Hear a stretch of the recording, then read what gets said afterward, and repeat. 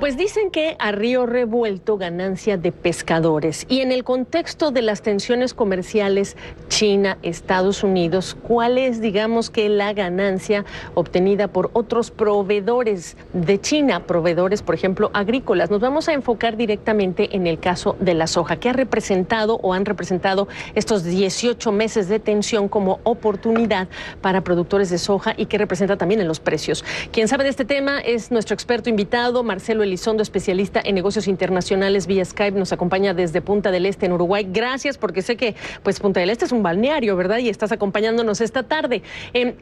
¿Hubo ganancia para los productores de Argentina? ¿Es una ganancia permanente? ¿Cómo describes ese escenario?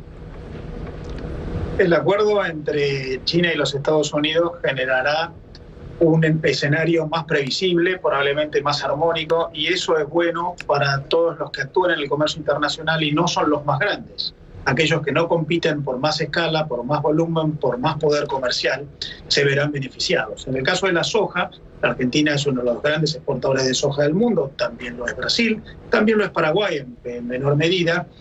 Ellos han sufrido una reducción en los precios internacionales de la soja como consecuencia de las restricciones en el ingreso del producto de los Estados Unidos a China en base a la guerra comercial. Despejándose este escenario, el acuerdo reciente entre Estados Unidos y China, eso debería suprimir el obstáculo y eliminar la principal presión a la baja del precio de la soja.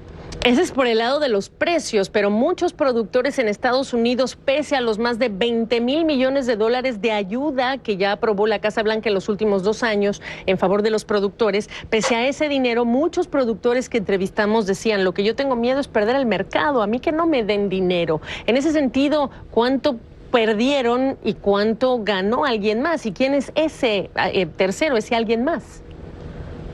En el caso específico de la soja, hay pocos actores que actúan en el mercado como proveedores relevantes. El principal productor exportador de soja del mundo son los Estados Unidos, el segundo es Brasil, el tercero es la Argentina, el cuarto es Paraguay. De modo que lo que puede ocurrir cuando se cierra un mercado, como ocurrió con China para los Estados Unidos, es una triangulación. La soja de los Estados Unidos va a un tercer mercado porque no puede ingresar en China, y China comienza a ser abastecido por algún suplente, como ocurrió especialmente con Brasil, que se transformó en el gran proveedor ante la restricción en el ingreso de la soja de los Estados Unidos a China. Por lo que hubo algún movimiento reciente en favor de Brasil, pero yo diría que siendo un mercado concentrado en unos pocos actores, específicamente el marco de la soja, esto terminará normalizándose, ordenándose. La demanda china no va a reducirse, tampoco la de los grandes compradores en Asia, por ejemplo la India, por lo que yo no veo un problema en términos de cantidades. Al contrario, veo un mejor escenario por la normalización de las condiciones. Háblame de niveles de precio para darnos una idea. En este espacio hablamos mucho de petróleo, hablamos poco de la soja. Bueno, el precio promedio de la soja hoy en el mundo está en alrededor de $320. Oscila según las condiciones, porque también la soja, como cualquier commodity, se ve afectado por volatilidades que no solamente tienen que ver con la guerra comercial entre los Estados Unidos y China. La tensión entre Estados Unidos e Irán, los problemas en Medio Oriente afectan cotizaciones, en particular el valor del dólar en el mundo, y también pueden afectar precios de los commodities como el de la soja. El precio de la soja en este momento está en un nivel regular, histórico, compatible con el promedio, pero sin embargo mucho más bajo que el que supo tener hace 10 años, cuando la soja llegó a cotizar casi $600. O sea, casi 60, 70, 80% más que ahora. No es posible recuperar aquellos precios altísimos, pero sí puede preverse cierta elevación, aunque sea menor, o al menos la eliminación del factor de presión a la baja como consecuencia del acuerdo entre Estados Unidos y China. Comparativamente, ¿qué tan competitivos son los productores estadounidenses versus estos pares que has descrito, Marcelo?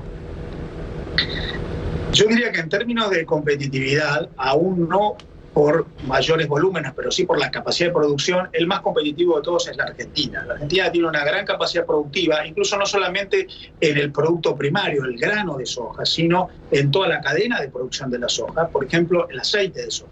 La Argentina es el principal exportador de aceite de soja del mundo. La Argentina sola explica el 40% de todo el abastecimiento de aceite de soja de todo el planeta. Y los productores argentinos suelen producir con una afección motivada por políticas públicas que desalientan la exportación. Por ejemplo, altos impuestos a la exportación.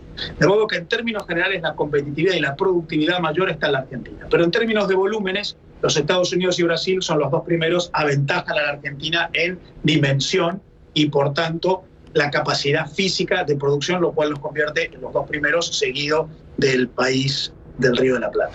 En el minuto que me queda, brevemente, dentro de lo que son los puntos del acuerdo entre China y Estados Unidos, ¿anticipas que haya algo en el capítulo de bienes agrícolas que pudiera molestar, enojar y por lo tanto llevar a interponer algún recurso de rechazo a nivel comercial de alguno de los países? No lo veo, al contrario. Lo que está ocurriendo es un compromiso de China de comprar productos de los Estados Unidos, incluso 200.000 millones de dólares en todo concepto, lo cual va a permitir mayor ingreso de productos de los Estados Unidos en China. Yo diría que lo que era objetable jurídicamente en tribunales internacionales es lo que ocurría antes, las restricciones y las retaliaciones recíprocas. Un escenario de más libertad y de más comercio es muy compatible con la normativa internacional vigente que propicia más fluidez comercial. Claro, sin olvidar, solamente para cerrar esta conversación con Marcelo Elizondo allá en Punta del Este, que hay aranceles activos, que esta fase 1 no significa que ya se desarticuló esta tensión comercial en términos de los aranceles. Gracias, Marcelo. Un gusto, muchas gracias por el llamado. A ti.